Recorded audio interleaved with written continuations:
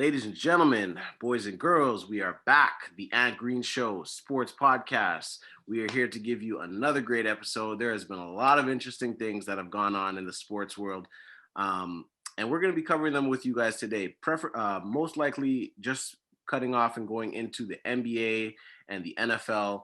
But of course, we have our co-hosts here today, Harris, Kenton, and Jelanie, here to give you some other great takes, some really interesting perspectives. And as the playoffs is mounting off for the NBA, we're really going to get into some key matchups and where some teams are going to land. So in today's episode, what we're going to be discussing is really about the NFL draft and also some league news that have been going around, really and truly the schedule that's been released. We're going to talk about some key matchups, how those teams are going to play out, and what we could expect from the 2021-2022 season. And of course, give an overview of the NFL draft.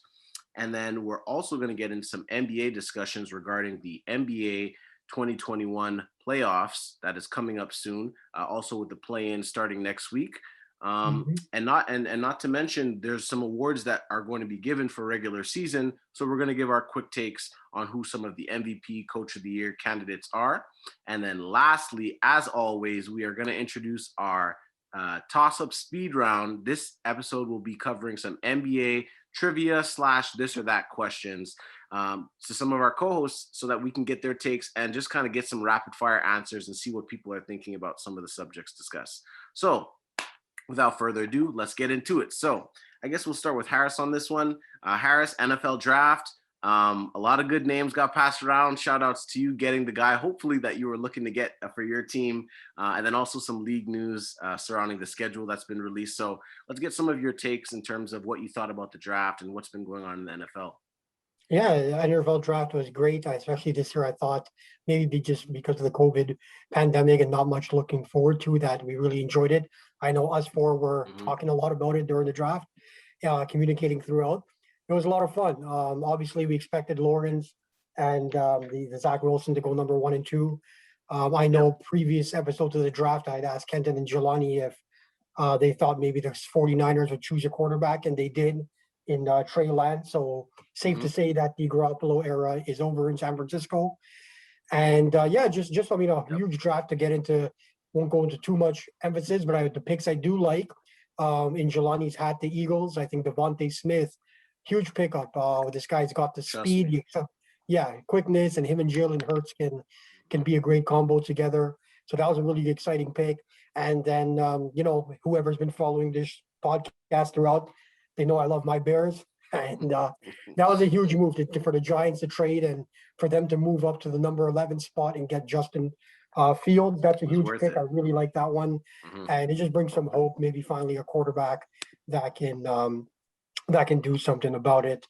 And so that was my take on the draft. Very interesting. A lot of things going on. My takeaways from it, of course, were the Eagles pick. I really like that one. I really did like what the Bears did. Even the Patriots taking Mac Jones, even though he might not play because right now Cam is the starter. That was pretty cool too. But always exciting when the season starts to see what Trevor Lawrence and Zach Wilson can do. Really want to see what they can do out in San Francisco, Trey Lance with Kyle Shanahan at the helm. So that'll be a lot of fun. And that was it from that perspective.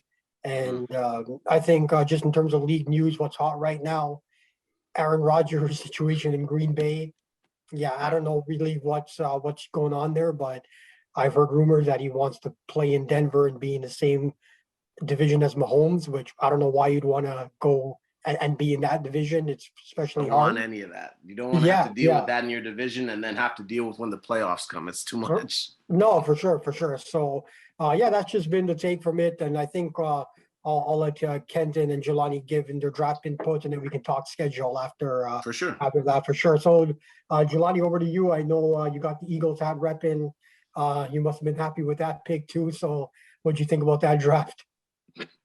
Well, before we get to the Eagles pick, I wanted to drop down to the number 3 pick, which was Trey Lance, going to the 49ers. I kind of disagree in the sense that I don't think the Garoppolo era is over. I think they're going to give Lance some time to develop, which is the most common sense thing to do, as opposed to throwing him under the fire. For sure. So I think that Lance is going to be a great quarterback for the 49ers in the future, but I don't think the Jimmy G era is over. Um, I like the Falcons pick of Kyle Pitts, but I Yeah, find that they should have went after a quarterback, considering the fact that Matt Ryan's 36, going 37, and Jeez. they have nobody for the future, right? So you always got to think like for the future. But at the same time, Pitts is a very very interesting player. He's a difference maker, and I guess you can pass up on a player like that. I like the Bengals taking Jamar Chase, for the fact that he played LSU with Burrows. with But I Burrows, find, for Mm-hmm. the fact that, Burrows, suffered that torn ACL, MCL injury, I find they should have took a left tackle, but it is what it is. So yeah, going to the Eagles pick at number 10. Yeah, it's a good move, but at the same time, he's very undersized. I believe he's like 166, 170 pounds. yeah, it's like a So Deshaun Jackson kind of. exactly, but we needed a receiver. Rieger was injured last year. Ward was injured last year, and Fulgham was Fulgham. He played like good, but like he wasn't good enough. But guy like Devontae Smith, I hope that for the fact that he played with Jalen back at Alabama.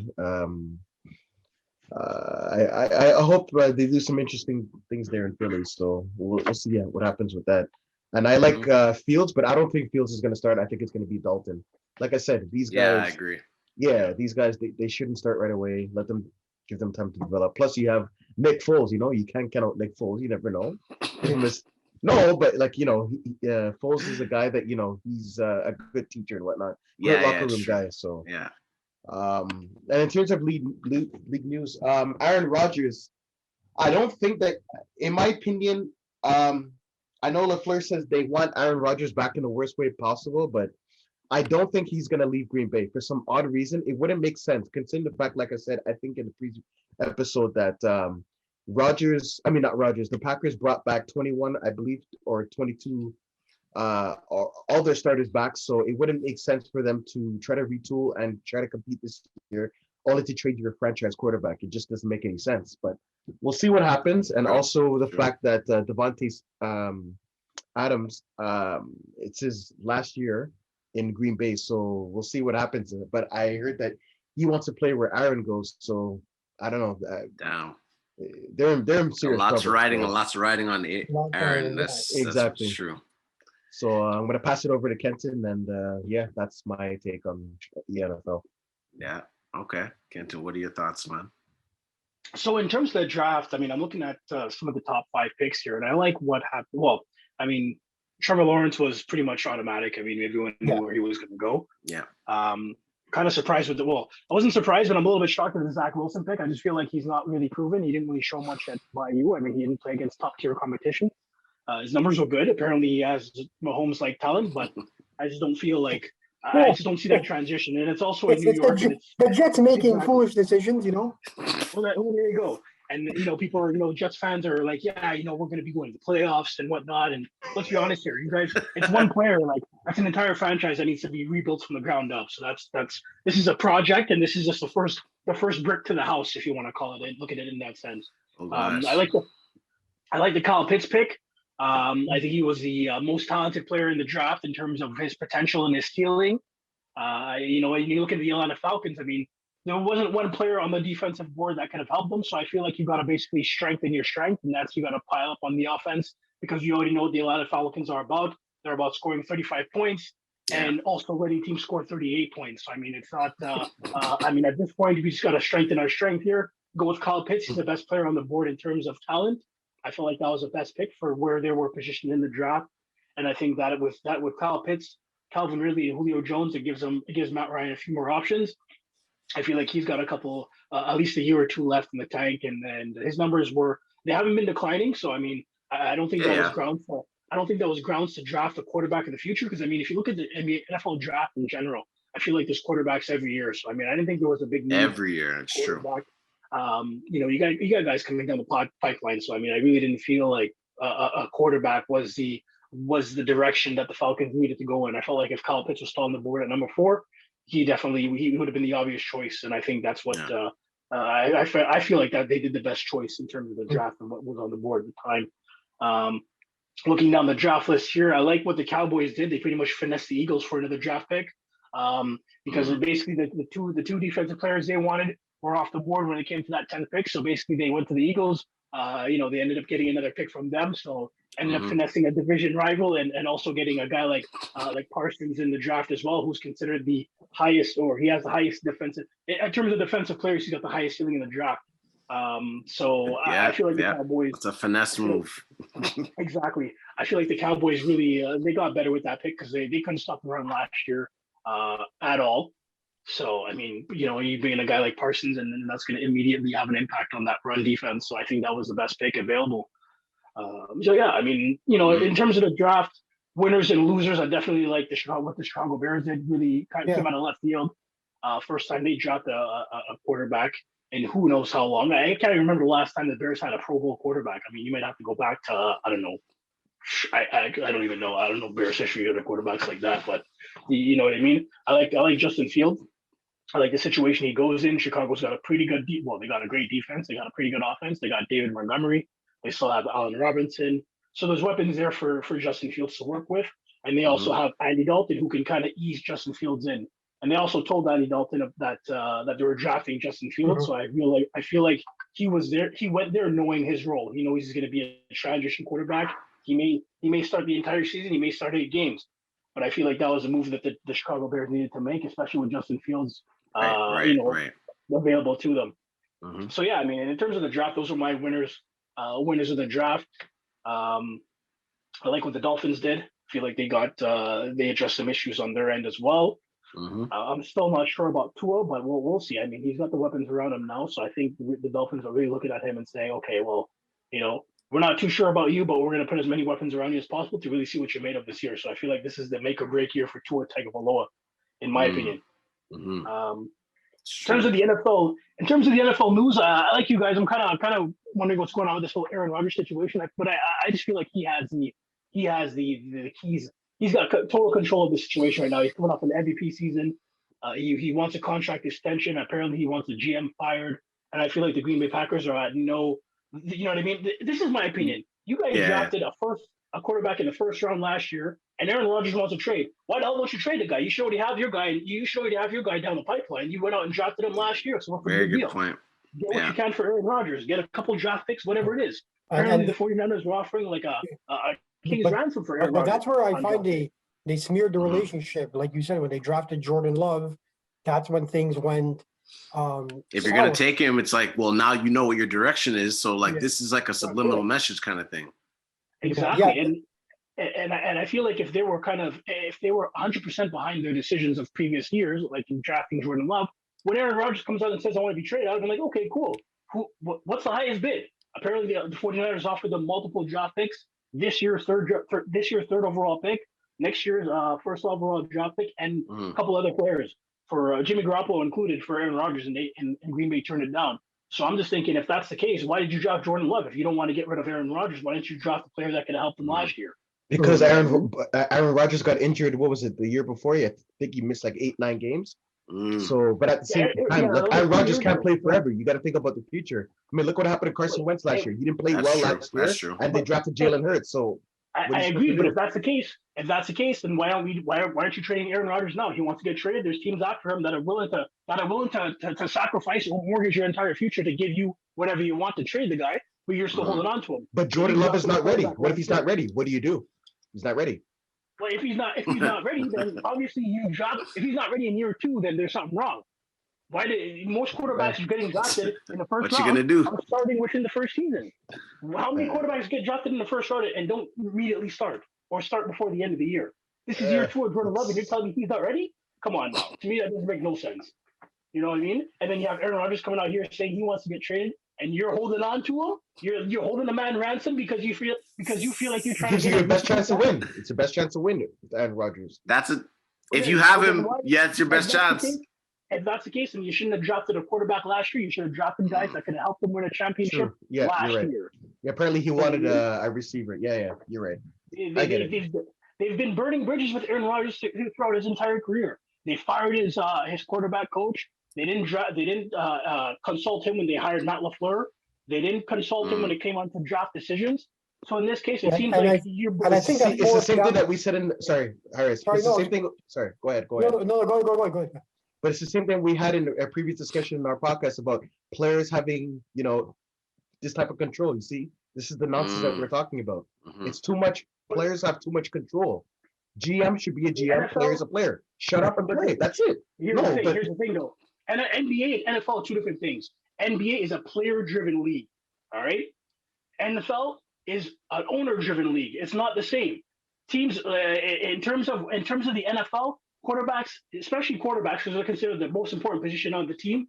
They have input in what goes on with personnel decisions, coaching decisions, and whatnot. This is the same reason why Deshaun Watson wants out of Houston, because he wasn't consulted with the head coach hiring, wasn't consulted with the GM's hiring, and he wasn't consulted with personnel decisions. He traded away his number one receiver for a bag of peanuts and David Johnson. All right. Now, no, I get it. No, I get it. But while we're talking about Deshaun Watson, that's another thing I wanted to bring up. I'm like, what's going on with him? Is he playing football in 2021 or what? I don't know. I hear he's expected, from what I'm hearing, that he may sit out the whole. No way. I haven't heard any news on Deshaun Watson at all. Like, who knows what's going on with these cases? We haven't heard anything from his side. We haven't heard anything from the Houston Texans side.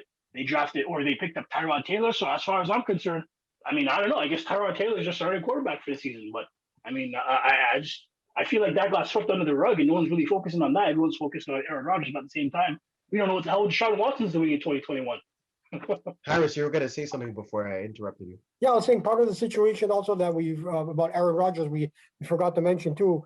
I still think that smeared the relationship was that decision to go for it. Sorry, kick the field goal on 4th down.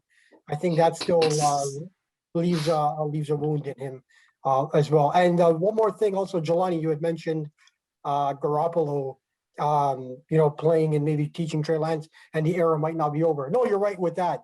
But is he healthy yet? I don't know. Like this guy always seems to be on the fridge with injury. So I hope he gets a shot, because he deserves it for sure.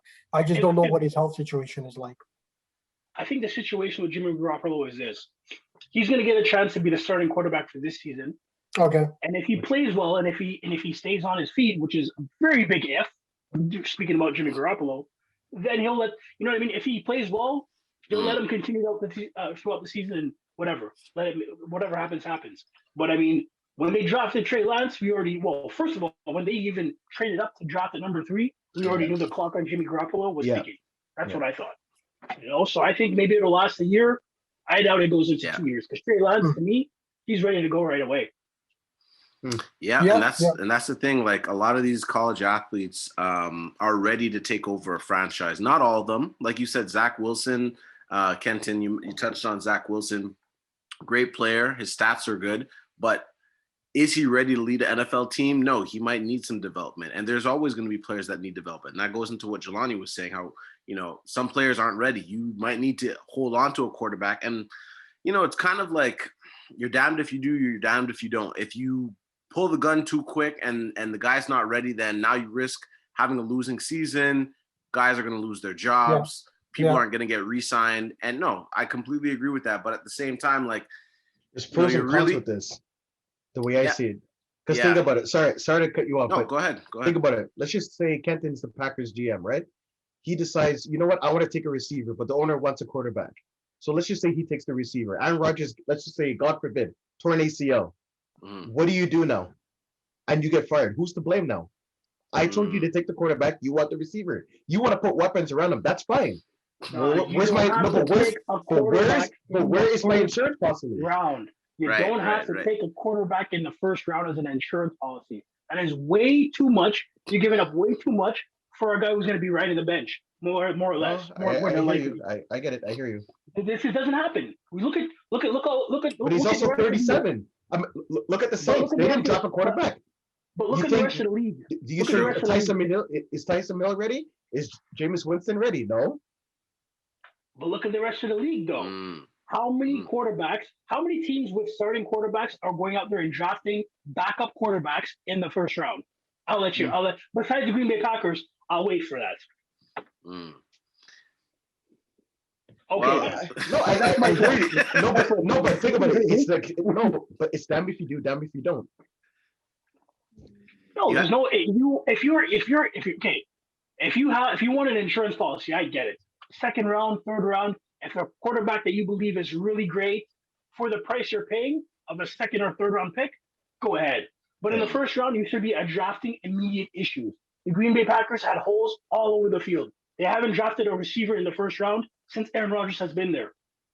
They haven't drafted a running back in the first round since Aaron Rodgers has been there. Then I don't understand why would they put themselves in this predicament. It just doesn't make sense. The whole thing doesn't make sense then.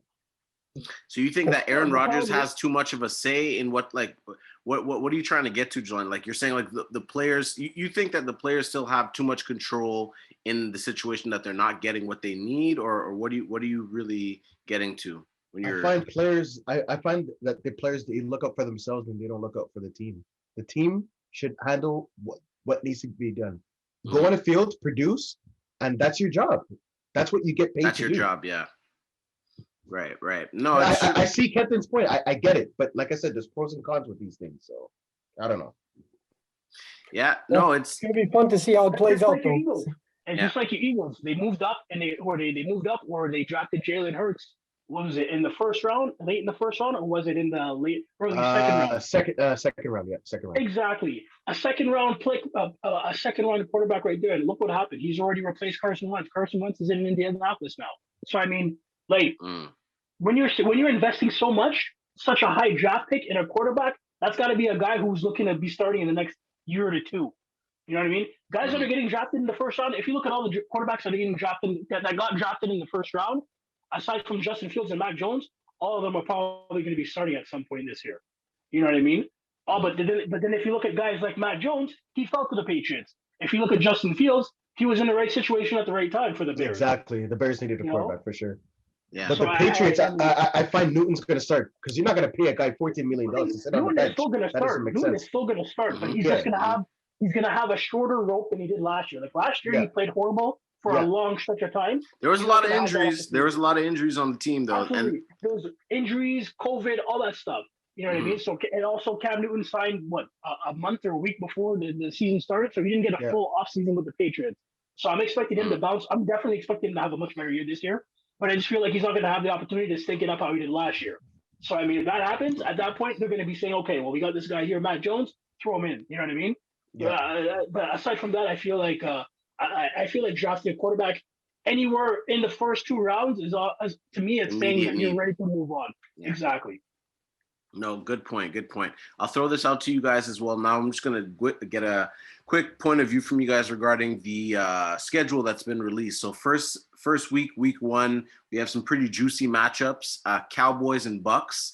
We don't have to go over exactly the ones that I'm discussing. I just want you guys to maybe talk about some of the key matchups that you see. But of course, some of the juicy ones that are on tape are Cowboys, Bucks. We have the Browns versus the Chiefs. We also have the Seahawks playing the Bears, the Ravens. So a lot of good games. I'll let Jelanie start off on this one. Jelanie, how are you liking the NFL schedule, the way it's released? What are you seeing in some of these matchups? To be honest, I didn't even have a look at the matches for whatnot. So I can't really give you an answer on that. But from some of the matches that you told me, the Browns and the Chiefs, a rematch of last year, and I think it was in the first the wild card, right? Was it a wild card matchup? But anyways, that should be a good matchup. Chiefs was divisional. Sorry, divisional. Yeah, sorry, that's my mistake. Yeah, that should be a good matchup. The Bucks and the Cowboys should be a good one. See how Dak performs. Coming off that injury, so they need him to produce right away. Yeah, they need to get back in the winning column. Yeah, one of them I'm looking forward to is the Eagles and the Falcons week 1. That should be a good one. So the battle of the Dirty Birds. So I'm looking forward to that one, obviously. So hopefully the Eagles could start their winning ways with a new winning culture. But hey, open competition, man. It's not for sure that Jalen Hurts is gonna start. So I'm kind of pissed off with that. I don't know what they're doing. I mean, really, Joe Flacco, like, yo. Joe Flax, man, he might have some stuff left in the tank. Yeah. Well, I'm curious, though. Just a quick question on that, Jelanie. Who are the quarterbacks for the Eagles at the moment? There's Jalen Hurts, there's Joe Flacco, and who else? That's it. We only have 2. Right. Oh, and there's cover. So wait, it's Jalen Hurts and Joe Flacco, and we're talking about a quarterback competition. That's what the coach said. I know. I don't agree. And that's what the coach said. Right away, there's dysfunction in that organization. Next topic. I can't defend. I can't defend that Joe though. Flacco, who couldn't even start for the Jets last year, or whatever. Was it the Jets? Yeah, Some dumb squad he couldn't play for last year. He couldn't start. He had Sam Darnold starting ahead of him, which by the way, Sam Darnold was not a bad quarterback. But anyways, when Sam Darnold went down and Joe Flacco took over, he was trash. Okay? Oh man, and this is the guy that's in Philadelphia right now, and your coach is talking about a QB competition with a guy that started last year. It's gonna be rough. Hurts didn't really do good. Like, okay, he beat the Saints his first game, his first career game, and then he lost the next four. So I guess they're testing him out. In his defense, Jalen Hurts, Carson Wentz, whoever was behind center on that Eagles offensive line last year was running for their life. Yeah. So that being said, it's the same thing with the Seahawks with Russell Wilson. They have no line. Same thing. Well, yeah, but I understand they have no line, but at least they have weapons. I mean, how many guys were injured last year for the Eagles? We had a lot of guys injured. We had a lot of injuries. He was there for what, like a hot minute? Alshon Jeffrey was injured. Jalen Reagor, your first round draft pick, or whenever you drafted him last year, dropping way too many balls. Zach Ertz underperformed for sure. Zach Ertz was injured, but he also did underperform. Yep. I mean, your best receiver was probably your tight end, Dallas Goedert. Yeah. So, I mean, I can't really look at the quarterback and be like, okay, well, you got to step it up when the guy's snapping the ball and running 15 yards back to avoid pressure. Then on top of that, you look downfield and there's nobody to throw the ball to because nobody can get separation. So, you give him Devontae Smith. Yeah.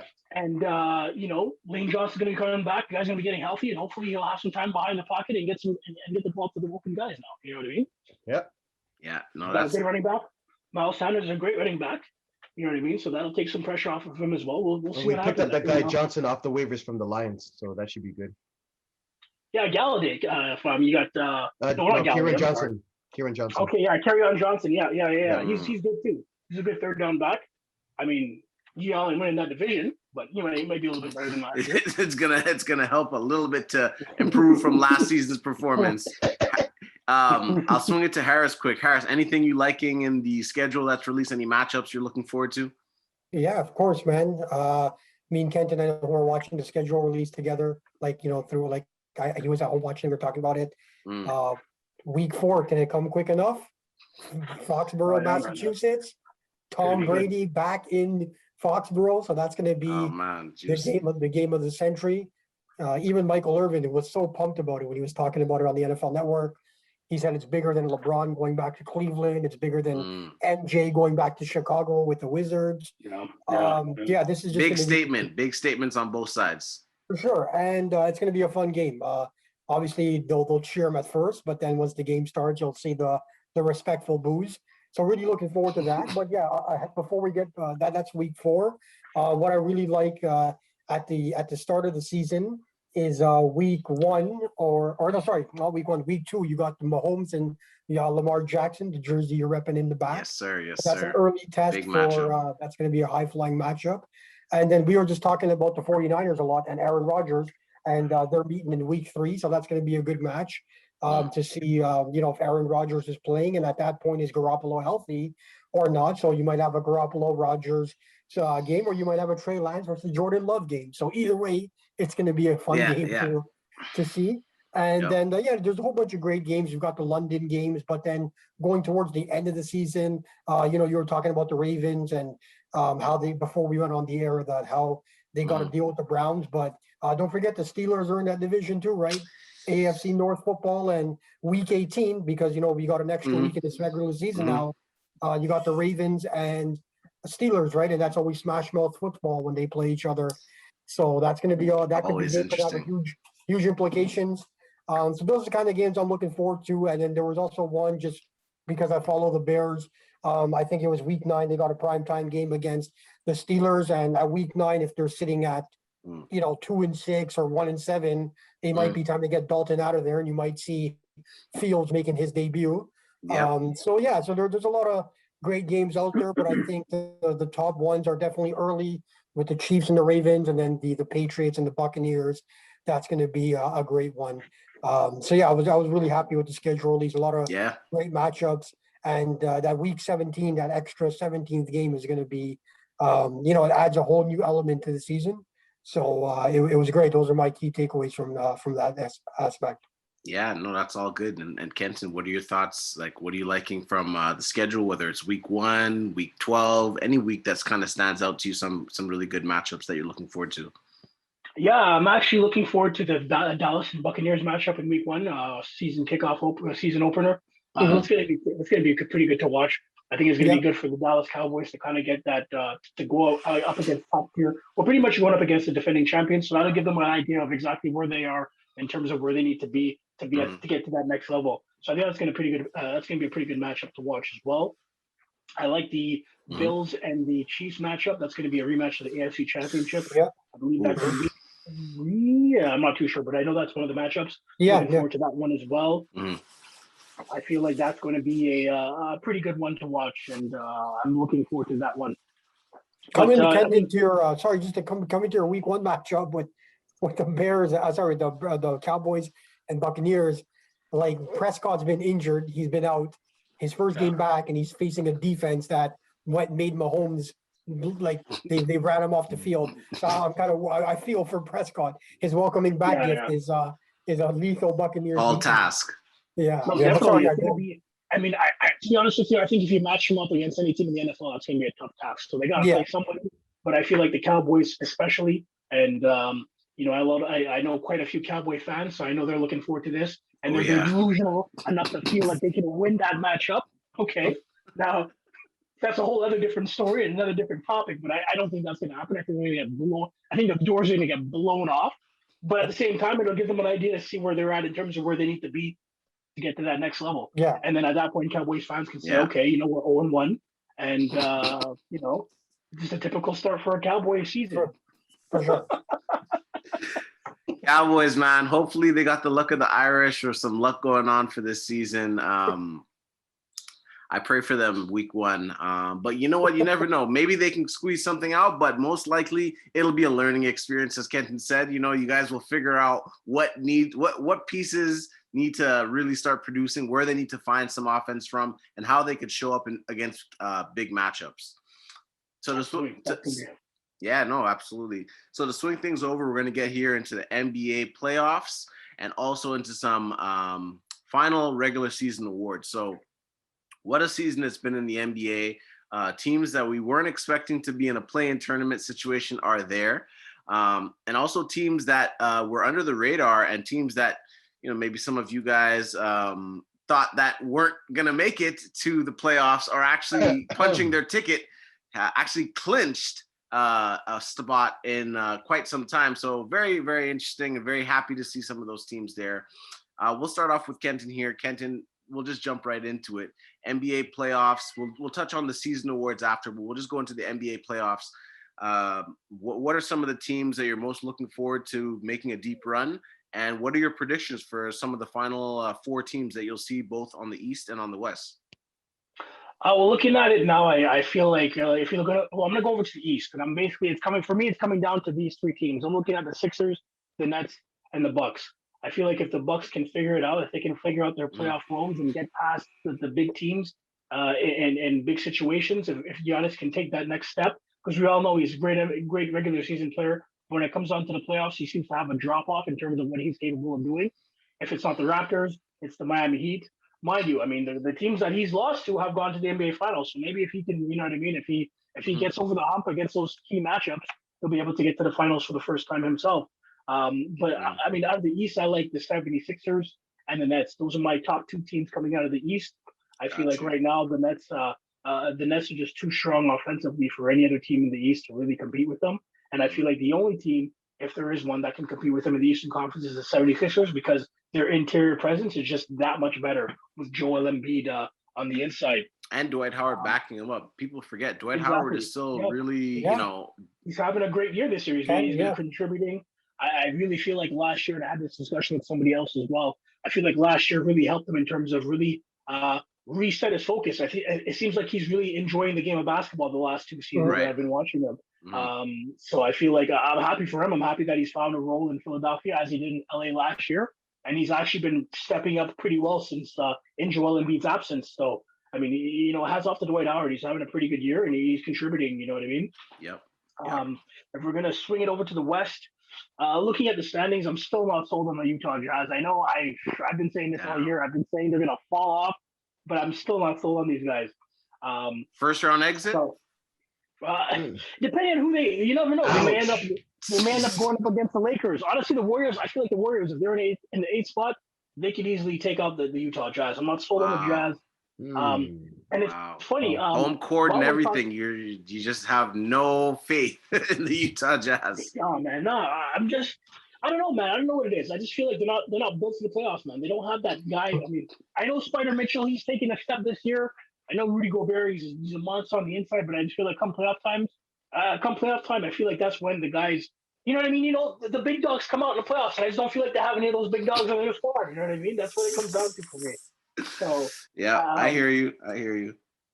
Coming out of the West, I mean, looking at the standings now, I mean, I guess I like the Suns. The Suns are really good. I just don't know if they have them too. They're a very young team. Aside from Chris Paul, they have really no playoff experience. So new guys, returning guys, yeah.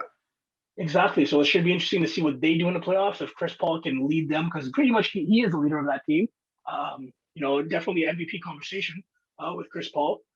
But I feel like he's going to have to really be the anchor in that team come playoff time. And if he can do that, then maybe they can make some noise as well. But again, I still don't see in my top two in the West.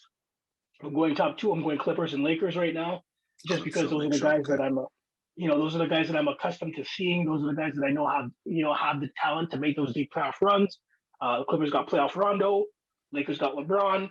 Hopefully everybody's healthy by the time playoff comes around. So we'll see. I think that's going to be an important factor as well as health. And speaking of health, I find it very interesting. If you look at the standings right now, you look at the top teams and aside from the Nuggets, you look at the top teams in the East and in the West. Mm-hmm. It's almost as if the teams that held down the bubble last season were just beat up by injuries, and they're at the bottom of the standings right now going into the playoffs this year. And those teams that were kind of either first round exits or didn't make the playoffs last year, they're the guys that are at the top of the standings right now. So I think that speaks to the the short recovery period that a lot of the teams that made deep runs last year in the bubble. It speaks to the recovery period that they've had. They've been like destroyed by injuries this year. So it should be interesting to see. I mean, even the Nuggets as well. I mean, Jamal Murray, he's gone for the season. You know what I mean? So I feel like every team that made a deep run last year has been destroyed by injuries this year, and it's reflecting in the standings.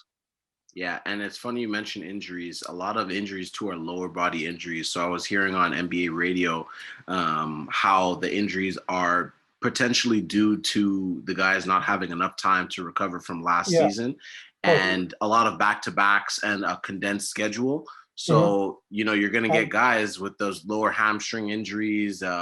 I think Bradley Beal was a meniscus or hamstring as well. Yeah. And Rahshawn, don't forget this year there's no practice. The teams are not having practice. So it's a weird season. Yeah. So that's a big important too. Yeah. Yeah. No, that's really? good. Like teams haven't been practicing at all year. No, because of the COVID and the condensed schedule. It's just been literally team meetings, videos.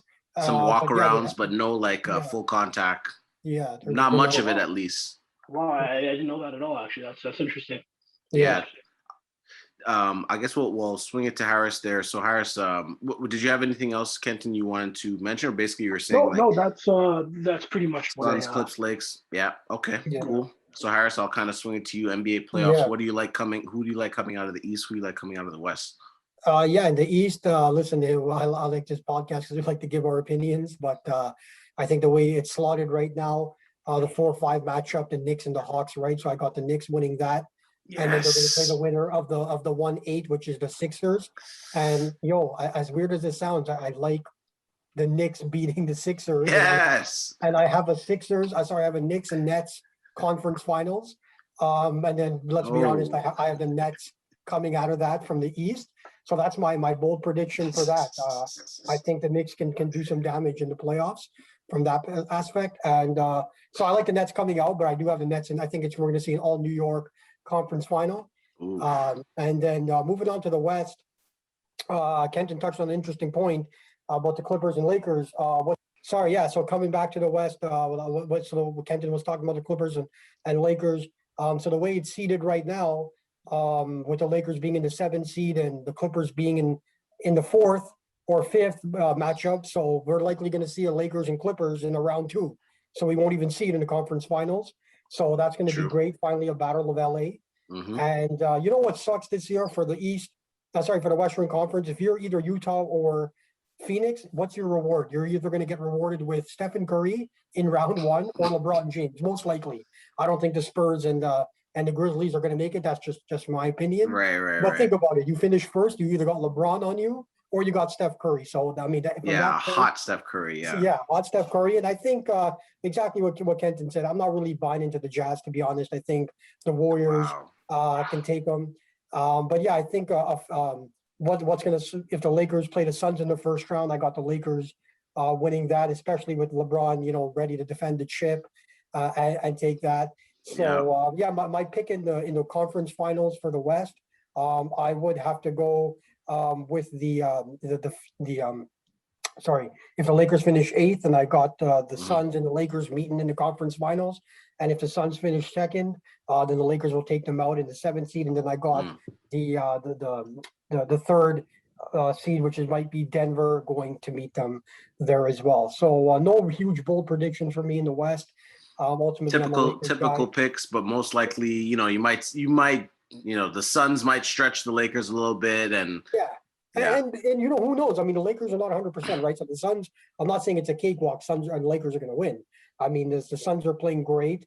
Chris Paul is an MVP candidate. We'll get to that later when we talk about the awards. Mm-hmm. But I mean, it's not a cakewalk. But I mean, if LeBron somehow, and then Jelanie, I know you're not going to like this comment, but if LeBron somehow as a 7th or 8th seed can take this team to the finals, man. Let's not even talk about winning it. Let's get them to the finals. We're talking GOAT, man. I'm going to take that poster down behind me. And you're going to put the witness poster. So anyway, that's why I got it. So the final 4, I'm going to just make the bold prediction, seeing how the standings are right now. I'm going to say Lakers and Nuggets, and then Knicks and Nets, and then you got the Lakers and Nets meeting for the NBA final, which I think everybody would be drooling to see. So with that said, I'll pass it over to Jelanie and see what he's got. Yeah, what do you think, Jelanie? What's your thoughts right now? NBA playoffs, East and West. Who's looking like they're gonna make that deep playoff run? Well, first things first, I want to mention that you guys all laughed at me about the Atlanta Hawks, but the Atlanta Hawks are now one of the top 5 teams. Yeah, we're right now. So that's number 1. And, listen, John. Rahshawn, we have to go back to the archive because I don't remember that. Yeah. And to be fair, if you look at the Atlanta Hawks and what they should be doing, I mean, people expected them to be where they are right now. They got a lot of pieces. But they fired their coach. To me, it's about they're behind the clock. They're behind. I mean, we expected this from the Atlanta Hawks. I expected it from the Atlanta Hawks last season. I expected them to be in the playoffs. I expect them to be a playoff team by now. So I mean, the fact that they're in 5th place right now, hats off to Nate McMillan and what he's doing there. But I mean, with the talent they have, they should have been in the playoffs last year. I mean, I'm not gonna give them a run. You're in the Eastern Conference. I mean, the New York Knicks are making the playoffs. Why the hell can't you? Knicks, man. Oh boy. So no, that's true, Jelanie. I know you did have a little bit of support. You were definitely talking about the Hawks, but I'll let you go on and see what else you were thinking. From what I pulled up here, I like I think the most intriguing matchup in the East, I'd say, is the Bucks and the Heat, and I'm gonna explain why. See, the Bucks are positioned basically. Antetokounmpo wanted pieces around him, but whatnot. So when he got Holiday and these other guys and whatnot, the Bucks were supposed to be positioned to go deep into the playoffs, and they didn't last year. And then you have the Heat that were that went to the finals and didn't win. So it begs the question, which team wants it more? You know what I mean? So I kind of like that matchup. I'm not really thrilled with the Nets and the Celtics. We already know what's gonna happen there. So that's pretty much, as Kenton would say, is a cakewalk. Sorry, go ahead. You were going to say something, Kenton? Sorry, while you're on that, just the Celtics, just a quick point there. I mean, I'm looking at the standings now, and honestly, sorry to cut you off, but I'm just saying, I really hope that, to be honest, I hope the Celtics to get knocked out of the playoffs because Jalen Brown's gone for the rest of the year. Yeah, I know. I mean, come on. When I go to the playoffs, he gets swept in the first round to the Nets. I'd rather see Russell Westbrook slide in there and have him go at KD and James Harden and Kyrie, man. Yeah. That'd be a fun series to watch, man, because I know Russell Westbrook would give it 100% to try. I mean, he'll probably get swept regardless, but I know he'll make it interesting. Continue your point. Sorry. This guy just drops you off like that. It's all good, man. It's all good. The Hornets and the Sixers should be a good matchup. You know, the Hornets, it's been a while since they made the playoffs, so that's an intriguing matchup. So my top 4 teams is the Sixers, the Knicks, the Nets, and the Heat. Yeah. For the West, you know, with the latest run with Steph Curry, like I don't know what's going on in Golden State, but they're just firing on all cylinders. Yeah. And I kind of agree with Kenton. I'm not sold on the Jazz, so I kind of see an upset there. The Clippers and Mavericks, I see a Mavericks upsetting the Clippers. Clippers are just not. I don't know. The Clippers, they just don't. I just don't see it. There's something missing. Rematch to last year's first round. Who knows? I mean, a lot of people felt like the Mavericks could have won last year. Last year, if it wasn't for Porzingis getting ejected that one game. So who knows? We'll see. Yeah. The Suns and Lakers. I'm gonna. I don't know. I mean, you can't count out LeBron, right? So it's going to be an interesting matchup, obviously. So depending if they come back 100% healthy, whenever that is, I think that the Lakers are going to take that one. And then you have the Nuggets and the Blazers. I like I really like the Nuggets. You know, Aaron Gordon coming over and whatnot. Good pickup, but you know they lost Jamal Murray, so that kind of changes the series in a sense. And of course, like I said, it's Dame time, you know. So it's about time for him to start winning. It's time. Yeah. So my 4 picks for the West, I'm gonna go with the Mavericks, Blazers, Lakers, and Warriors.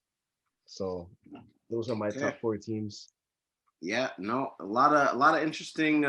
Playoffs always brings the best out of these teams. No, Jelanie, you were saying it's right. Like some guys that are considered elite in someone's books has to perform on the biggest stage at the best time, which is postseason. So Dame, you know, the Blazers have their work cut out for them. As much as we like, I'm a big fan of Dame Lillard. I think Curry, I don't think any team wants to see Golden State play. It's just going to get it's going to get interesting because Steph Curry, there's nothing to lose. He could just go off if he wants to go off kind of thing. So, you know, I'm looking forward to the NBA playoffs. I'm looking also forward to seeing what happens in the play-in to see how the seeding works out. I think it's cool what the NBA is doing. It kind of adds a March Madness element to the end of the NBA season, gives people stuff to look forward to. But I like all those picks, guys. It sounds pretty good. But to swing it back to the East, the East, about those New York Knicks. Correct me if I'm wrong, but do the Knicks have the number 1 defense in the NBA? Because I read that somewhere. I don't know if it's accurate. Yeah, so no, their defensive. I think their defensive efficiency, not in terms of points allowed per game, it's the per 100 possession kind of thing. But dude, I watched them against the Clippers last week, and these guys, like, they're running up and down hard. the court. Yeah, they're playing hard. Like, Thibodeau is no joke, man. Thibodeau's no joke. Tom Thibodeau is known to like work his players, but it seems like he's got them running like. Speaking of working his players, like who's leading the league in minutes? Like Julius Randle. Let's bring him up. Yeah, workhorse. let's Rahshawn, you're finally relevant. You're finally relevant now.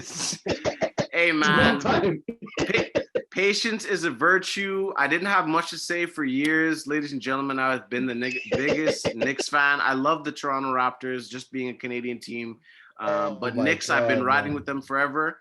Day one, Knicks, man.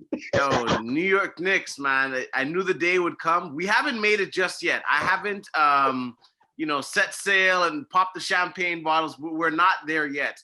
But it's I would like to step see. forward, though. It's a big step up. It's a Big step up for forward. Sure. They definitely set the bar high. Tom Thibodeau came and really instilled a defensive culture. If we go back to further episodes, some of you guys counted the Knicks out. Also, might have also thought that the Knicks would have just fell off. But hey, you know what? They came and they've been playing hard, and that's the biggest thing is that they're leaving it all out there. They have nothing to lose. And Julius Randle is emerging as a leader. I did look it up. They do have the best defensive rating in the NBA. So shout outs to the New York Knicks. Shout outs to a lot of guys that are finally playing well. And Jelanie, I'm able to kind of have a conversation about the New York Knicks again. So I'm happy that day has come, but there's still a lot of work to be done. And you know what, Rahshawn? Hey, hats off to the fellow Knicks fan. We all know that the New York Knicks in playoffs has been a quiet conversation for quite some time, but you know what I mean. They're back in the picture. Hats off to them. And honestly, I like what Thibodeau is doing, and I feel like they're a really good team. They're not. There's no like superstar. There's just a bunch of guys that just play well with each other. They might be. Who knows? And you know what's happening now with the Knicks?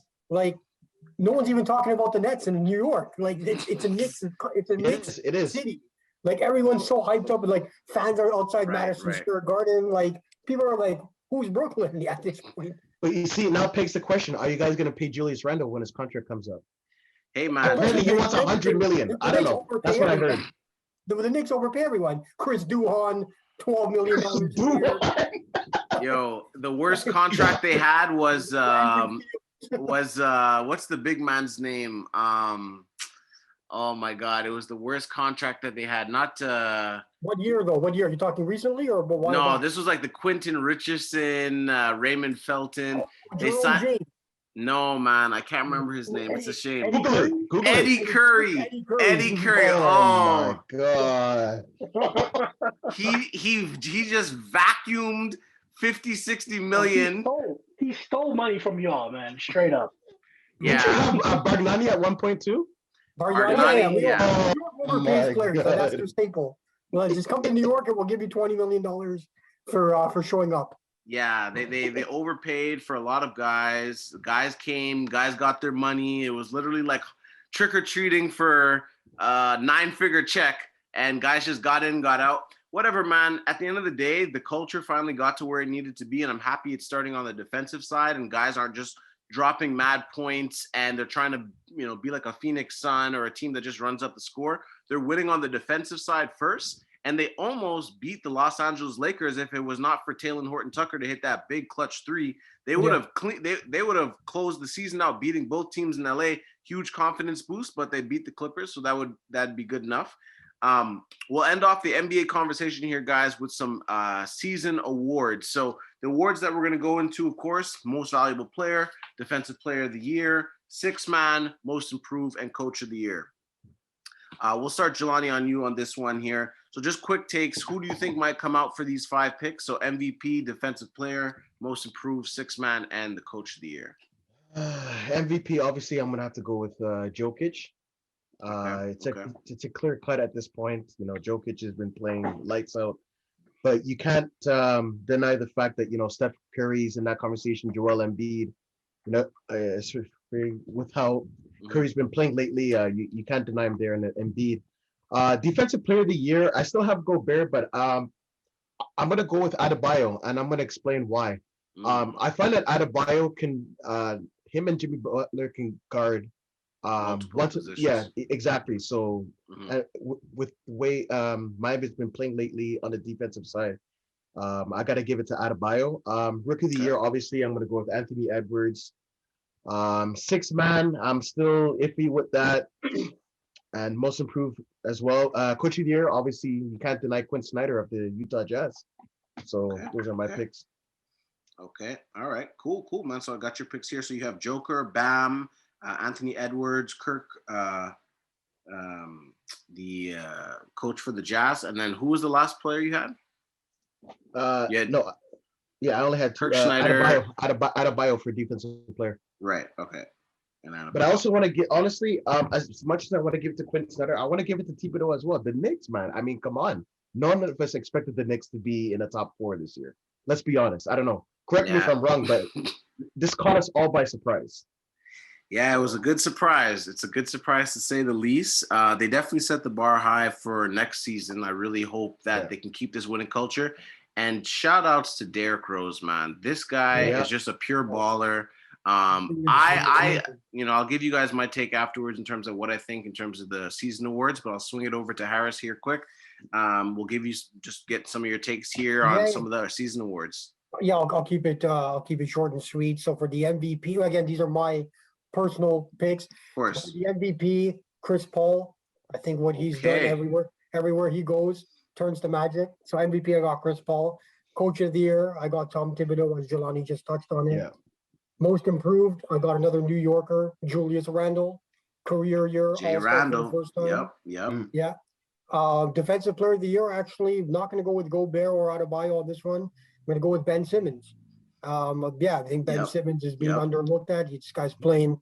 I think right now he's a top 4 candidate or top 3. But I think Simmons is worthy of a Defensive Player of the Year, especially the fact he can pick you up 90 feet and cover you lateral move quickness. Yeah. Good size to guard a lot of positions too. It's true. For sure. And did I cover or am I missing something? I think I could. You gave MVP, defensive player. You gave you didn't give sixth man. Oh, sorry. And sixth man of the year, that's tough. Last year I know it was Trez easy to mark him and coming off of the bench. I don't know. I don't know if I got a sixth man right now that I can think of. All good. Yeah, that would be. You know what? As weird just to give a pick is for the show segment. You know what? We Derrick Rose is an MVP. Why can't we give him the sixth man? This guy's been coming off the bench and he's playing well. I know he's not going to get it, but that would be my pick. Yeah. I think especially for what the Knicks are achieving, it would be nice. He was a big part of that, yeah. Yeah. So that would be it. Those are my candidates. So Derrick Rose, Tom Thibodeau, Julius Randle. Seems like I'm sweeping the Knicks for the awards. Yes, sir. Chris Paul and Ben Simmons. Shout outs to you for having 3 Knicks in your season awards. I wish we would have had a prediction of how many Knicks or how many guys you would think from the same team, same organization would be getting awards. So Harris, really, really like those picks. Really great opinions. I'll swing it to Kenton here to end this out, and then we'll get into our toss-up segment. Kenton, who do you have for the NBA season awards? Yeah, so I have MVP going to Nikola Jokic. If you go back into the archives, I've been talking about Nikola Jokic since the beginning, pretty much. He's pretty much been holding it down, and I think he's even in the absence of Jamal Murray, he's pretty much elevated his MVP candidacy in terms of holding them. Kept Denver relevant. Yeah. Exactly. A lot of people thought they were going to fall off when Jamal Murray, went down with the ACL injury, and they're still in the top 4 team in the West. So I think Jokic definitely deserves that award. If you look at some of the other guys that were in the the MVP race, Joel Embiid, LeBron James, usual suspects, Giannis, all of them have been injured at some point. So I think at that point we kind of have to discredit them in that sense. Jokic has been there the whole season and he's been balling out throughout. So definitely Nikola Jokic for the MVP. Rookie of the year for me has always been throughout the year LaMelo Ball. He's definitely going to win he should win the Rookie of the Year. When he went down, he had the Hornets within striking distance of the playoffs. Now they're in the playoff picture, and they've been playing well since LaMelo Ball's been back. So I really think if you look at the numbers and you look at what you look at the numbers and the impact he's had, he's definitely the Rookie of the Year in my opinion. I mean, you could argue Anthony Edwards, but look at his team right now. Where are they? They're like bottom of the league right now. Thinking about vacation plans right now. So I mean, it's really coming down to LaMelo Ball in my opinion for the Rookie of the Year. Defensive Player of the Year. I like Rudy Gobert, but I think Ben Simmons deserves it as well. I feel like somebody from Philadelphia has to get some sort of recognition because I feel like some of the other awards are going to go to other teams because they have more deserving players. So if you're looking at Defensive Player of the Year, I'll give it to Ben Simmons. He's been playing well on the defensive end, even though I feel like some of his other numbers have kind of fallen off this year. He's been consistent in terms of the defensive effort. Exactly. So I'll go with the Ben Simmons for the Defensive Player of the Year. Most improved player, although I'll say Julius Randle, but I'll also say this. I mean, before he even went to the New York Knicks, he was good. I felt like he was good even on the New Orleans Pelicans. Ever since he left LA, he's been a pretty good player in my eyes, and I feel like he's kind of taken his game to that next step this year. But I always felt like the potential was there for him. So definitely we'll give him the most improved player, just because of where he has his team right now, and he's definitely the most improved player in terms of where he was at last year to be coming in also this year. So we'll give him the most improved player. For sure. Six man of the year is going to go to Jordan Clarkson, just because he's had such a great season. He's pretty much the fire off the bench for that team and Utah Jazz. And they're the number one team for that reason right now. And he's pretty much one of their main guys off the bench right now. And he's a true six man. He doesn't start. I don't think he started any games this year at all. Sorry, who did you say again now? Or I missed that. Jordan Clarkson. Oh, Jordan Clarkson. Sorry. Yeah. He's been coming in. He's averaging, I think he's around 15 points a game. So he's basically been a consistent spark off that Utah Jazz bench. And for a team that's in first place, you definitely have to look at their guy, who's coming off the bench in the second unit and giving them that push. So I'm going to give it to Jordan Clarkson for your sixth man of the year. In terms of coach of the year, I feel like you can go in multiple directions here. I think you can go Tom Thibodeau. You can go Quinn Snyder, but the one that I like and one coach that I feel like deserves recognition, been in the NBA quite a while in terms of a coach is Monty Williams of the Phoenix Suns. If you look at where they were last year, on the cusp of making the NBA playoffs to where they are now, and now second place team. You know what I mean? The roster hasn't changed much outside of Chris Paul, so I definitely have to look at the coach and say you have to look at him and recognize credit for what he's done. Well. Yeah. Exactly. So I'm going to go with Monty Williams as for coach of the year, even though I feel like Quinn Snyder is probably going to take it.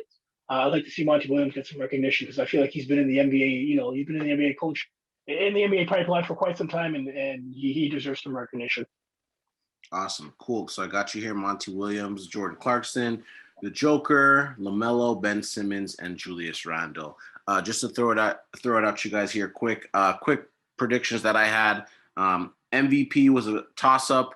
I really like what Embiid had done. I know Joker is kind of a clear cut, but I really like the fact that Embiid took his game to the next level and became a dominant player than what he is. I really like Greek Freak Giannis keeping the Bucks at top of the East. Curry was really well. I think I'll end up going to the Joker, but I would really have liked to have seen Embiid get it this year, although I think because he missed too many games, he won't. My defensive player of the year, as most alluded to, Ben Simmons did a really good job. I think I might actually go and give it to Rudy Gobert. If your team is playing as well as they're playing, number one in the West, Western Conference is a very difficult conference to be number one in. I like what he's done. He's not trying to do too much, but he's definitely kept his presence strong. So I wouldn't give it to Rudy. Sixth man of the year, as Kenton said, Jordan Clarkson was really big spark for Utah. So kind of a little another pick for the Jazz here, but I think Jordan Clarkson, just with what he was able to produce, even Dwayne Wade had in an interview said he wish if he can come back to the NBA, he would come back as Jordan Clarkson because he just comes off the bench, shoots threes, might dunk on a guy from time to time and just kind of show his little flashiness. So Jordan Clarkson for that. Most improved, got to give it to Julius Randle. He took command of the New York Knicks, which was sadly a dying franchise, and brought them to be relevant again. So I got Julius Randle most improved. Coach of the year, again, I might have to give it to Thibodeau because I haven't seen a coach do what he's done for a franchise that's been losing for so long. Really like the whole chemistry he's got with the players and really got everybody's trust. And for the rookie of the year, I don't know if this has been done, but what's his name? Kendrick Perkins actually alluded to this and said that he thinks that there should be a co-rookie of the year between LaMelo Ball and Anthony Edwards, just because LaMelo has missed a significant amount of time. And so if we're going to penalize Joel Embiid and not give him the MVP because of the time he's missed, but he's still been able to produce, his numbers are very close to Jokic's numbers and his team is doing well. LaMelo Ball did miss some significant time, and Anthony Edwards has been producing very well, although the Minnesota Timberwolves aren't as high seeded. Just my opinion. I'd like to see it being done. Maybe it happens, maybe it doesn't, but I'd like to see LaMelo Ball, Anthony Edwards share that Rookie of the Year award. Yeah, sorry, can I just cut you off? You asked me about the co-Rookie of the Year. One of my favorite, Grant Hill and Jason Kidd won it together one year, so it's been done once. Yeah. Okay. So could be good. It's very, very possible. Yeah. Yeah. I just want to quickly speak on that. I mean, I like Anthony Edwards. I just don't feel like he's had the same impact that LaMelo Ball has. I feel like when LaMelo Ball's in the game and versus when he's not there, big drop off for the Charlotte Hornets. Anthony Edwards, even though he's been putting up great numbers, his team is still at the bottom of the West. So I mean, you know what I mean? Like regardless of what he's been doing, his team hasn't been winning. And if you can throw out the argument that the West is better or the West is a stronger conference, but at the same time, it's like, you know, you're tense when you're not playing or when you're not having a great game, and you're tense when you're balling out. So I mean, to me, it's I don't know. I feel like that disqualifies Anthony Edwards more so than LaMelo Ball missing time. Hey man, everybody has an opinion. Everybody is entitled, and at the end of the day, you're right. We both have good points on both sides. I think we'll see how it plays out, but it will actually get into one of our toss-up questions regarding players on that regard. So, ladies and gentlemen, we have gotten through our episode talking about the NFL draft, also some key season matchups for different weeks, and also into the NBA playoffs and season awards. Now, without further ado, we will get into our toss-up speed round. So again, guys, 2 minutes per question. We got 5 questions here. We're going to swing it around as best we can. So I'd like for you guys to give us your best take, best opinions. And even if you don't need the full 2 minutes, just get your point across, and then we'll swing it back to the next host. So it will be a little different from last week. It won't be so much trivia style, but this or that or opinion type question. So we'll start with Kenton on this one. So we'll go Kenton, Harris, Jelanie. So first question is Stephen Curry. Of course, we could say now that he is one of the greatest, if not the greatest shooter in NBA history. As Stephen Curry has gotten that award, some people could also view it as a good and bad thing, saying that now, has he actually done good for the sport of the NBA or done bad? So the question is, did Steph Curry really hurt the game? Has he hurt the game in his style of play, even though he's been able to pull it off? Has it been good for him to do what he's been doing, or has it been bad for him? Meaning the future now of the NBA players coming in, young kids coming in, are going to either want to try to beat his record or all be about the threes. So did he hurt the NBA in his style of play, winning his award, or has it helped the NBA to show, hey, you know what, players have evolved? Kenton, I'll give it to you. 2 minutes. Very quickly, I just think it shows that, you know, the NBA has evolved into more of a European style play, way of playing basketball. If you look at the European style, it's very fast-paced, lots of shooting. But I think more importantly, Stephen Curry has now opened the doors for a lot of guys who are not the most athletic, who are not the tallest on the floor, who are not the biggest on the floor, but guys that can still contribute and still have a major impact on the game by just being able to shoot. So I think he's done a service to the game. And he's definitely changed the I guess you can say the model of what a NBA superstar or a guy that can take capabilities, can do. Okay. So you're on favor. You're basically saying he didn't hurt the NBA. He's actually done the NBA well in what he's been able to do. Absolutely. Yeah, I feel like he's definitely opened the doors for a lot of guys who, again, just, you know what I mean, just regular guys who can just shoot. I mean, now, you know, guys are coming off the couch and say, hey, I don't have to dunk. I could just be able to shoot threes and I could have an impact. So, I mean, if anything, it's made the game more popular. It's made the NBA more popular because now you got more guys. You got more people who are now more willing to watch it and more so open to watching it because it's not always the best athletes and, you know what I mean, that can play basketball. It's just normal guys that can have an impact in another way. True. Cool. No, that's good. All right. So appreciate the take. Harris, I'll swing it over to you. Steph Curry, has he hurt the game of basketball, or do you think that he's doing exactly what the NBA wants and it's a good thing? Yeah, I think it's a great thing, not just a good thing. I think it's absolutely a great thing, especially us as sports fans, right? We watch these leagues, hockey, basketball, baseball, etc., football, and we're always looking for ways for the game to entertain us and look forward to what's coming on in terms of change. And Steph Curry has brought excitement. And he's brought a younger demographic. You know, you go to these YMCA now and the park, and you got kids launching, 40-footers. So it's been great. And just Steph Curry being a shorter guy, he just goes to show I don't need to be, 6'5" and cram the ball and have these crazy dominant shot dominance. You don't need any of it. That's it. This guy does it with his shooting. And it's just ways to evolutionize the game. I mean, there's talks about maybe they're going to introduce a 4-point line, 4-point line down the road. Right, in the right. NBA, Heard you of know? it, yeah. So we're always looking for ways to change the game, and for good reason. You know, we love the game of basketball or football, or whatever it is. So I think it's been absolutely fantastic what he's done and how he's broken that mold. Nice. And, you know, now it's become a ritual. You got Dame Dollar, Logo Lillard, you know, shooting Logo. threes. And what used to be a bad shot is now like, hey, like, why aren't you taking that shot? He's in range, yeah. Yeah, he's in range. Yeah. Well, Steph Curry, you inbound the ball, he's in range. But yeah, so it's been great. It's been phenomenal for the NBA. Nice. Cool. Nice take, man. I'll swing it to Jelanie here to close out this question. Steph Curry, has he hurt the NBA, or what he's doing is a great thing? I'm gonna be on the balance here, and I'm gonna say it's good and bad, and I'm gonna explain why. So obviously, it's a good thing because most kids that I've spoken to, you know, in the basketball world, they've all say that Steph Curry is their favorite player. I want to shoot like Steph Curry and whatnot. So, you know, Steph Curry, obviously, in my opinion, obviously being the greatest shooter of all time. You know, he brings, like Kenton and Harry said, like he brings a lot to the game. But I find it's bad because me personally, I'm an old school guy, and I miss having the ball being dominated in the paint. Everything's just checking up threes. So it kind of takes away from how basketball used to be. But that's just my opinion. So yeah, no, it's true, right? Because a lot of players, I mean, old school guys, they like kind of playing inside out.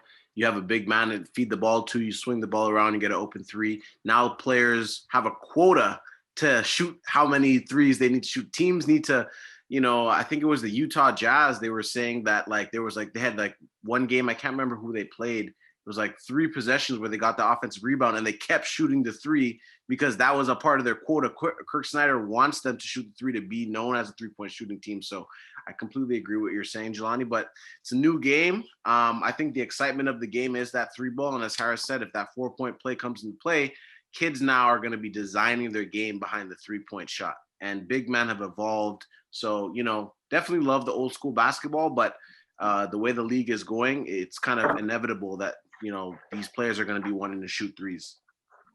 We'll swing it over here now. Jelanie, we'll start with you.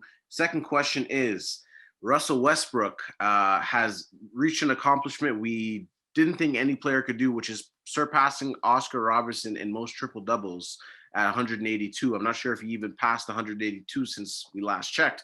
But the question is, with Russell Westbrook being as dominant as he is, I'm actually going to compare him to Allen Iverson here in terms of Allen Iverson's career. Do you think with Russell Westbrook's accomplishments, do you think he has had a better career if, let's say, you know, in a few years his career is up, than the career that Allen Iverson has had? So has Westbrook, you know, surpassed AI, or do you think AI being the person he is basically, you know, it's hard to pass a guy like that pound for pound? So Jelanie, 2 minutes, go. In terms of stats, I think obviously Westbrook, I'd say, has a better overall, has the edge, on Allen Iverson. But in terms of talent and whatnot, and just overall, you can't deny AI. I mean, the way that this guy just, you know. So AI, no matter what his career, you think it's, even though Russell got that accomplishment, it's not going to surpass a guy like Allen Iverson? No, not at all. I personally don't think so. Yeah, they both share one thing, and which is their persona. You know, AI, you know, not believing in practicing, and then you have Westbrook always being a cancer to his teammates. So, you know, there's definitely, you know, pros and cons with that. But I find Westbrook, what I'd like to see from what I'd like to see from Westbrook moving forward, now that he has all these accomplishments, I would like to see him actually get on a playoff contending team and actually go to the finals, you know, like, and, you know, possibly getting a ring. I think that would cement his legacy, in a sense. I think he needs a ring in order to cement his legacy.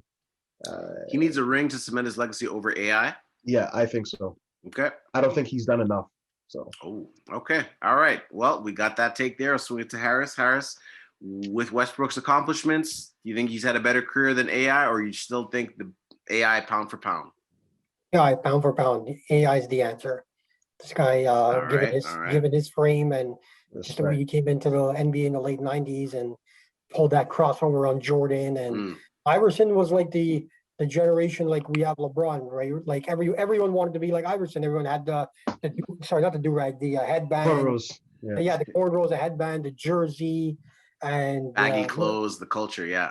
Yeah, and just a career-wise too, right? Like MVP, he took a bunch of guys, who worked at 7-Eleven to the NBA Finals, and Aaron McKee and Eric Snow. Matt Geiger. Oh my God. Matt Geiger, and you know what? Like Matt Geiger. Oh my God. And you know what? As much as I love Tyrone LeBron, Hill. as much as I love LeBron, he got swept in 2018 against KD. Like I always feel greatness has got to win you at least one game. And Iverson did that. This guy stole one against Shaq and Kobe. Yeah. Unheard of. Like this guy willed the team like I don't even know how tall he is. I think 5'10" or whatever, 5'11" on his back. Yeah. To get the finals. So I think overall better career. Triple doubles are. I can't even imagine. Like it's the hardest accomplishment I think individually you can Trust achieve. me. Mm-hmm. I've played basketball, and just to get 10 assists alone and 10 points is ridiculous. Right. So to do it every night, it make no mistake about it. It's a huge accomplishment, but I think overall, does that put him above Allen Iverson? No, I think Allen Iverson, he's had a better career.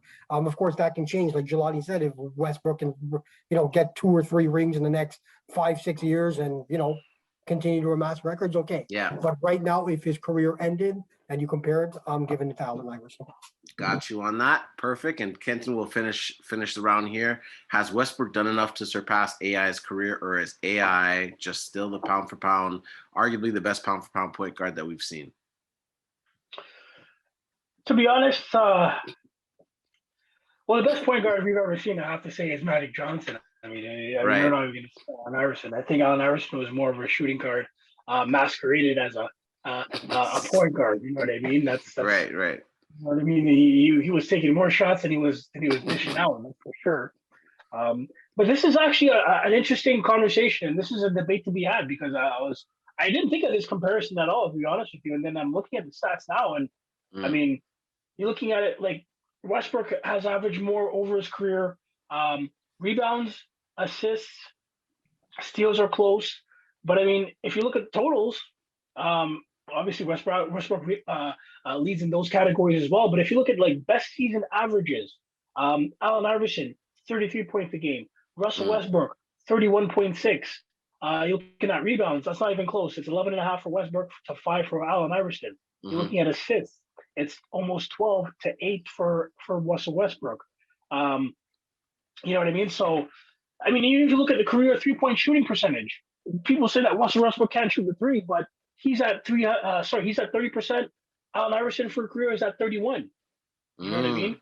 But Iverson's winning more. Don't you find Iverson was winning more trips to the conference finals, deep playoff runs? Well, I mean, yeah, you can honestly, like in my opinion, I'm still gonna say that Allen Iverson, in my opinion, had a better career and better playmaker. A better career in a sense that what he brought to the game, what he did in terms of changing the culture of the game, what he did in terms of his impact to the game of basketball, not just on the basketball court, but outside of basketball. Yeah. You know what I mean? To me, I'll always say AI, but if you look at numbers, I mean, Westbrook has already, if he's not on the same level, he's pretty much eclipsed Allen Iverson in terms of the numbers. Right. At the end of the day, both of these guys have 0 rings. So, I mean, if we're looking at championships, they're on the same rings. Yeah. You know what I mean? So one thing I like about Russell Westbrook, though, is that, and I've always said this, he's never cheated the game of basketball. He's always given his 110%, sometimes to his detriment. Sometimes he's looking to do too much and ends up doing more damage than good. So in my opinion, I'm going to have to say Allen Iverson just because that's more me being having a biased opinion. But if you're looking at numbers, and Russell Westbrook has a strong case to have a better career than Allen Iverson, and he's still playing. You know what I mean? Right. So basically what I'm getting from you guys, just to end off here, for the record, Allen Iverson, top 3 favorite player of all time, next to Vince Carter and Michael Jordan. So I can't even, it's so hard to argue this, but I just thought it was worth a discussion. But what you guys are saying, and just I want to have this for the record, even if Russell Westbrook wins a championship, if he does, let's say he gets on a title contender, say he ends up in the Clippers, something crazy happens and he wins a chip. What you guys are saying is that is the only thing, even though he's surpassed a record that we didn't think would be passed with Oscar Robertson's triple-double record. The only thing that he needs is a ring to have a better career than AI. Is that a consensus? Is that what you guys are saying? I feel that way because a triple-double is like an individual accomplishment. You know what I'm talking? Yeah. No, that's a lot of work, man. That's a lot of work. You got to give him credit. I heard that. But even if we're looking at Allen Iverson, if you're looking at the entirety of his career, we're not looking at him and saying, "Oh my gosh, he was on so many great teams." Like we're looking at him and saying he was a guy, the 6'4", 165-pound guy, soaking wet that carried a bum squad, like you just said, Harry, that carried a bum squad to the NBA Finals. But at the same time, when we look at Allen Iverson, we're not thinking about all those. We're not thinking about like playoffs. We're thinking about the scoring. We're thinking about like the crossing people up and shaking people, dropping guys in NBA games. You know what I mean? So at the same time, it's like, you know, and that's the thing with Russell Westbrook. People look at the numbers and they say, well, you haven't won anything. But at the same time, he's done something. There's a reason why Oscar Robertson held that record for so long. Think of how many great players have come and gone that weren't able to surpass that record. You know what I mean? Right. So I think, to be honest, I hope that Russ Westbrook can eventually get on a team where he just, you know what I mean? He's just there for the NBA celebration. He's just there to get his ring. Because I feel like a lot of people discredit him because he doesn't have that ring. And I think he gets people look at him and it's like almost as if they discredit his accomplishments because he doesn't have a ring. But there's so many other guys and so many other great players that are in the Hall of Fame that have so many that have accolades that haven't won a ring either, and they don't get half the criticism as Westbrook. But the thing with Westbrook though is that we've given him Harden twice, we've given him Beal, we've given him Kevin Durant, and this guy can't win. So like that's why we also get on this case. Like we've given you the help, man. Like, right. He's had weapons. Point, it's like, dude, like you might be the problem. So I think that's why also a lot of Thank you, Harris. The cancer in the locker room. Yeah, no, I think part of it is that too. I mean, like it's just I'm not hating. I mean, we could say that. But then look at the other guy. Aside from Kevin Durant, how many guys has he played? James Harden hasn't won a ring either. Bradley Beal hasn't won a ring either. Kevin Durant had to go to 73-win Warriors to win a ring for himself. You know what I mean? He had to play with two other Hall of Famers, if we're going to be honest, to get his ring. So I mean, we can look at Westbrook and say you don't have the rings, but at the same time, all the other guys he's played with before don't have rings either.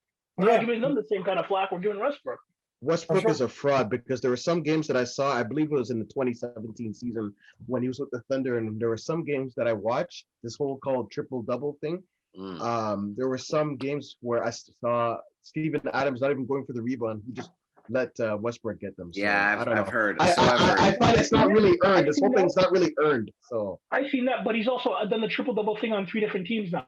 Didn't he do it with the Rockets last year? So I mean, at this point, it's proven. I mean, he's been able to produce that. He's done it on a consistent basis to the point where we can't I don't know. I just personally, I'm a Westbrook fan. I like the way he plays just because I just feel like he always plays like he's always given 110%. He's never cheated us. He's never gone half-assed. You know what I mean? But Kenton, don't you find, as much as you like him and he doesn't cheat the game, I'm sorry to say, but you can't go 16 of 43 in a closeout game in the playoffs. Like that's just inexcusable. That's where this guy gets the criticism, man. That's why I like him too. Don't get me wrong, I'm a fan. But this guy needs I don't need to throw shade at him. But I'm saying this is what I'm saying but this is what I'm saying. This is what I'm saying where to the effect that he goes so hard, he tries so hard that sometimes it's self-destruction. It's self-destruction. You know what I mean? It almost implodes. Like he tries so hard and he cares so much that sometimes he doesn't even realize he's taking 60 shots and only made 13 of them. You know what I mean? And he'll still shoot it. If he gets the open shot, he'll still shoot it. Exactly. He won't change up. And that was his thing. For a long time, he was very stubborn in his way. I'll say that. And to Harris's point, he didn't really care if he was shooting bad percentages. all he cared about could have been stats. All he cared about was sometimes, just doing more than he should have been doing because he had the capability as an athletic guard, and he had an okay shot, not really consistent. But anyways, I think that's definitely, what Russell Westbrook, not to cut you off there, Kenton, but Russell Westbrook has accomplished a lot, but he sometimes is his own worst enemy. And that's probably why he's had the runs that he's had and the percentages and kind of maybe hurting his team more than helping his team just for being the player he is, but I think he's doing well with the Wizards, and I'd like to see them get in the East. But do you guys think maybe at this point he's thinking, like, I'm just shooting it out there, maybe he thinks, listen, I'm not winning a ring, so let me just get these triple doubles now because that's what I'll be remembered by. Maybe, no, I'm just thinking maybe like he knows. You may have a point. You may have a point, but the Wizards now have found they're now in the playoff picture. So I mean, obviously, it has had some positive effect. For sure. For sure. Yeah. No, that's all good, man. I'll go to the next question here. So we'll start. So Harris, should players with low seeded records have a chance to win an MVP, or do they really have to have a top contention team to win an MVP? They can win the MVP as long as you're in the playoff picture. If you're hovering around that playoff spot, you deserve the MVP consideration and you can win it. Nice. And Jelanie, I'll ask the same question to you. Do you think players with low seeded teams should win an MVP, or do they have to have a dominant team and you have to be that most valuable player on a dominant team? No, I agree with what Harris was saying in a sense that, as long as that you're in contention and whatnot, you definitely deserve to be in contention, especially if for the fact that, you put the team on your back. So the team's riding on you. So I agree 100% with what Harris is saying. Cool. All right, nice. And then Kenton, will finish off with you here. What are your thoughts? You think it's kind of like, what do you like? Guys with those low records, it's kind of hard to give them the MVP, or sometimes it could happen. So my opinion, MVP should go to the most valuable player, right? To a team. So in my opinion, if your team is trash, you shouldn't be getting no MVP award because regardless of you're good or not. But what's considered trash though? What's considered like 30 and 30 is trash? Like if you're averaging 50 points a game and your team is in 10th place, they're not even in the playoffs, not in a position to compete for a title. I don't care how valuable you are, because your value doesn't mean nothing to the grand scale of the team. But that we agree on. But if you're 50 and if you're but okay, so let me break down my answer. My answer you guys is kill me, man.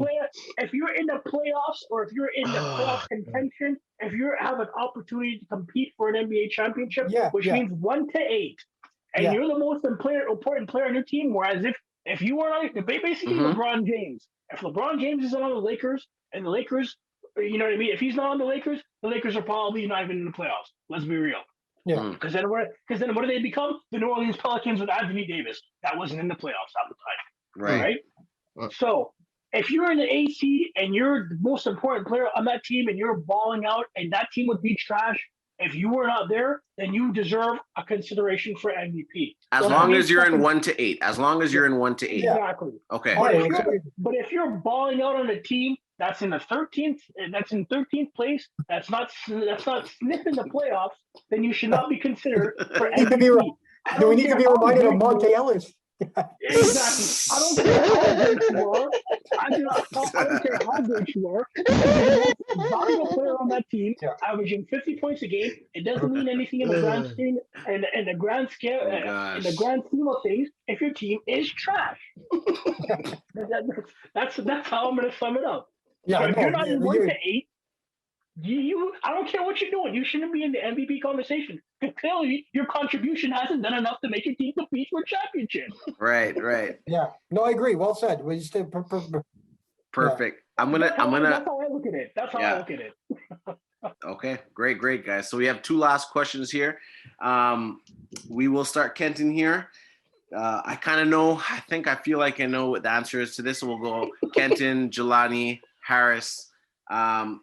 choose between these two players. Very simply. I'm sorry.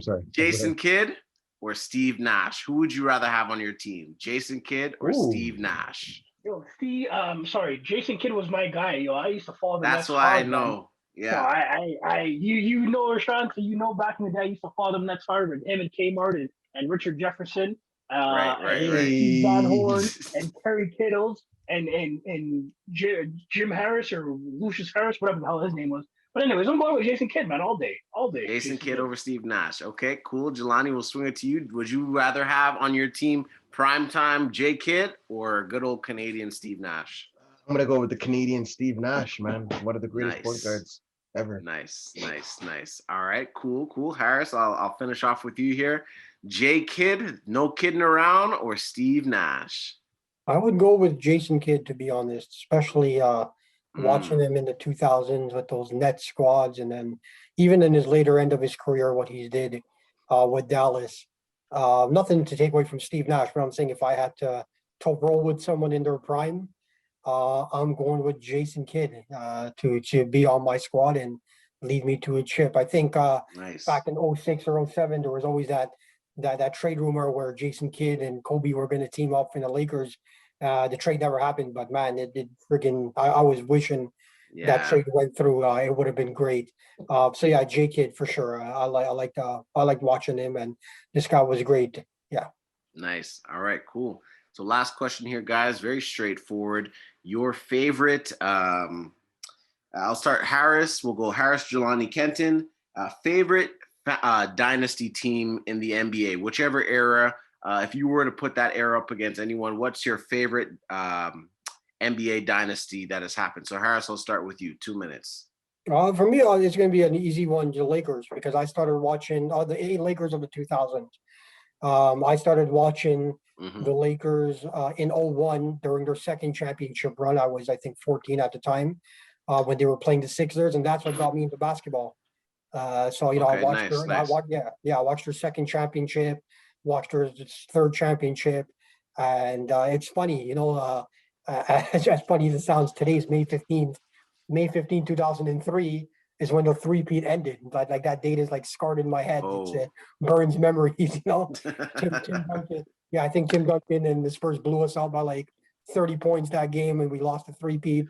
But yeah, for me, it's the Lakers. I mean, it wouldn't be fair for me to say the Bulls because at the time when they were winning, I was like 10 or 11, and I didn't really know much then. But I'm gonna go with Lakers. They got me into basketball, and I loved watching them. And I don't know if you want to call the 09 and 010 ones dynasties, because winning back-to-back, I don't know if you really want to go that far and call it a dynasty, but I'm going to go with the Lakers, yeah.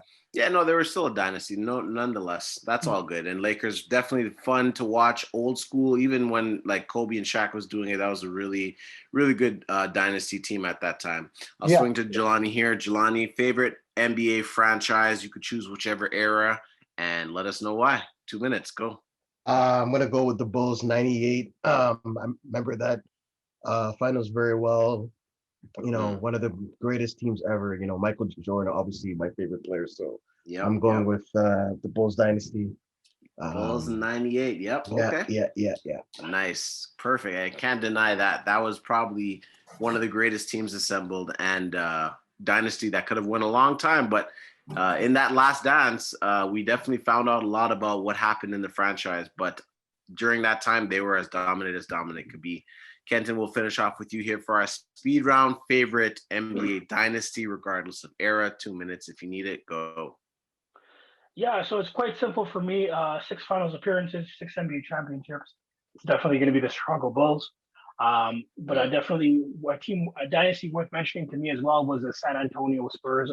I'd say the Tim Duncan San Antonio Spurs, because he was that transition from David Robinson to the Manu Ginobilis and the Tony Parkers. Right. So definitely, that was a dynasty that I'm sure all of us remember as well, because we all were, pretty heavy into basketball during those times as well. But I was never a Spurs fan, but they were just always that team that you always knew was going to be competing for an NBA championship. So I definitely, they're definitely one of the best modern day dynasties that I can think of in the NBA. But outside of that, I'm going to go with the Chicago Bulls because they were just unstoppable, during that run. They could have won for a 7th, but I'm sure a lot of people know they could have won for a 7th. But other people had other plans. So I guess we'll never know, but definitely gonna have to go with Chicago Bulls. Chicago Bulls, yeah. And for the record, I'd probably say the Bulls too. Again, Jordan was probably favorite player of all time. Loved that dynasty. Was a Bulls fan from the early '90s, and then slowly switched over to New York. I just love the culture they had. Although they never really made it to the promised land and finished the way they should have. Patrick Ewing was supposed to do that. But of course, my favorite dynasty would have to be the Bulls. But a lot of other worthwhile dynasties to mention. So, ladies and gentlemen, this is concluding the end of our sports podcast from the Ant Green Show. I'd like to thank you guys for all tuning in. Definitely drop some comments and let us know, based on the questions we have, what you guys' thoughts are in terms of some of the questions we had. Would you rather J. Kidd, Steve Nash? Has Steph Curry hurt the game? Favorite NBA dynasty? And more. I'd like to thank the co-hosts. As always, please make sure to follow them on all their social media outlets. They have great things going on in their personal lives outside of the podcast. If you want to give them some of your opinions, if you want to talk to them about hoops, about any type of sport, football, hockey, soccer, they're pretty much into most of them. Feel free to hit them up. They have all their socials right at the bottom. And if you haven't already, please make sure to subscribe to the Ant Green Show and follow the Ant Green Show on all social media platforms. Until next time, everybody, stay blessed. We're going to get into some great takes as the NBA playoffs is rolling right into play, and NFL mini camp preseason is going to come right around the corner before we know it. So thanks so much for tuning in, and stay blessed. Peace for now.